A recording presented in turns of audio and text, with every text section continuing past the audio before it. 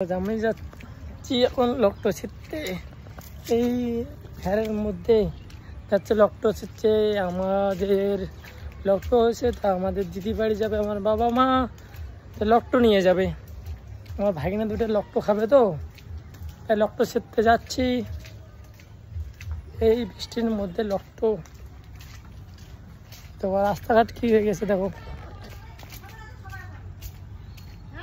রাস্তার পরিস্থিতি খুব খারাপ। এখন ছিটতে হবে লকটো, তো চলো দেখতে থাকো। তো হ্যালো ফ্রেন্ডস, আমি ছাড়বো এখন লকটো।